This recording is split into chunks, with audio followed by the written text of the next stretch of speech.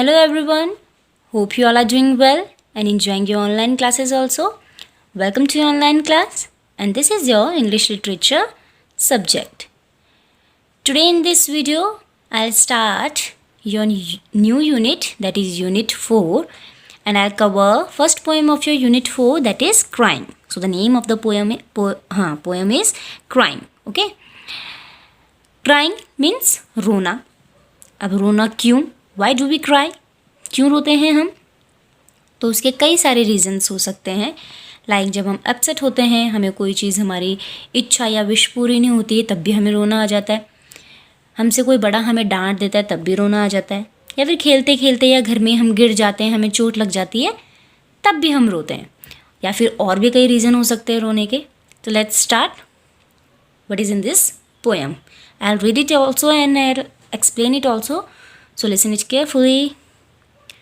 Crying only a little bit is no use. You must cry until your pillow is soaked. Then you can jump in the shower and splash, splash, splash. Now what poet is saying? That crying only a little bit is no use. ये होता भी है. कहते हैं कि जब हम upset होते हैं तो हमें दिल खोल के रो लेना चाहिए. रोने से हमारा एंगर, हमारा गुस्सा, वो सारी नाराज़गी बाहर आ जाती है. और अगर हम हम अपसेट हैं और हम थोड़ा अभी रोए, उसके बाद 10 या आधे घंटे बाद हमें फिर याद आ रहा है कि अरे हम तो अपसेट थे, फिर हम थोड़ा सा रो रहे हैं, तो ऐसे में हर 1 घंटे बाद रोने से क्या होता है, हमारा पूरा दिन बर्बाद हो जाता है. तो इसलिए एक ही बारी में रो के अपना एंगर निकाल लेना चाहिए, ताकि हम फिर क्या है, उस चीज़ से, उस अपसेट जो भी रीज़न है, उस रीज़न से बाहर निकल सके. तो वही पोइट कह रहा है that crying only a little bit is no use. थोड़ा सा रोने से कोई फ़ायदा नहीं होता है. तो हमें कब तक रोना चाहिए? Now poet is saying that you must cry until your pillow is soaked. आपको तब तक रोना चाहिए जब तक आपका तकिया आपके आंसुओं से गीला ना हो जाए. तो ऐसा तो नहीं हो सकता कि आप इतना रो कि आपका तकिया इतना गीला हो जाए कि जब आप उससे पानी टपके. इतना तो नहीं रो सकते. लेकिन हाँ, कहने का मतलब सिर्फ इतना है पोएट का कि आप दिल खोल के जितना रोना चाहते हो, जिस भी रीज़न से अपसेट हो, वो रीज़न रो के आपको क्या है, वो एंगर, वो गुस्सा सारा बाहर निकालना चाहिए. तो इतना रो कि जब तक आपका पिलो यानी तकिया आंसुओं से गीला ना हो जाए. लेकिन जब आप इतना रो जाओगे, उसके बाद आपको क्या करना है? Then you can jump in the shower and splash, splash, splash. जब आप इतना रो जाओगे, उसके बाद फिर उसको वहीं एंड करना है. उसके बाद क्या करना है? Go and take a bath. उसके बाद नहाना है, क्योंकि नहाने के बाद आप रिफ़्रेश फील करोगे. और जो भी रोना था, अपसेट था आप, जो भी आपका गुस्सा था, आपने रो के वो चीज़ निकाल दिया. तो अब आप नहाओ, शावर लो और पानी में स्प्लैश, स्प्लैश, स्प्लैश खेलो. यानी पानी में खूब खेलो और नहाओ, टेक अ बाथ, ताकि आप रिफ़्रेश फील कर सको. और नेक्स्ट पैरा.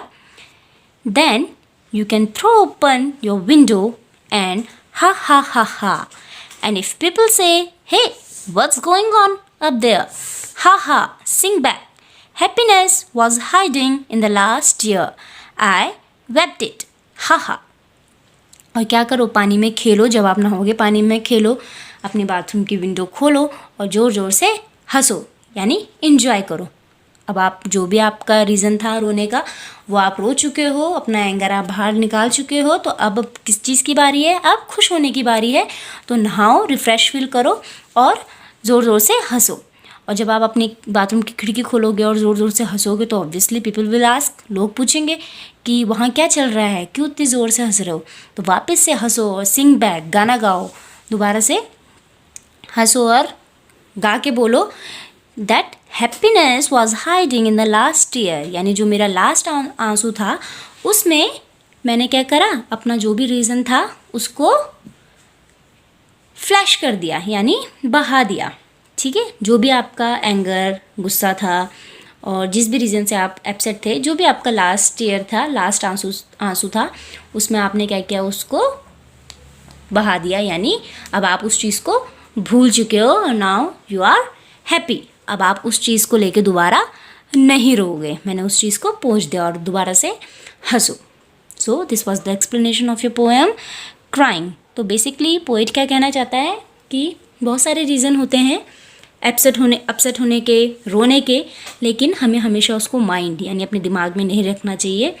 ठीक है, अगर आपको रोना आ रहा है तो रो लो, लेकिन एक बार जब आप रो लोगे उसके बाद दोबारा और फिर आप चुप हो जाओगे तो उसके बाद रिफ़्रेश हो जाओ। रिफ़्रेश होने के कई सारे तरीके हैं। यहाँ तो पोइट ने सिर्फ नहाना बताया कि टेक अ शावर नहाओ, वो बहुत अच्छा तरीका है।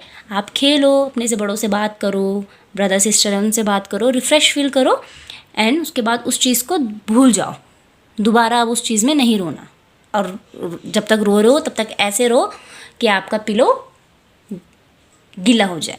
Okay, so this was the explanation of your poem Crying. Hope you all have understood.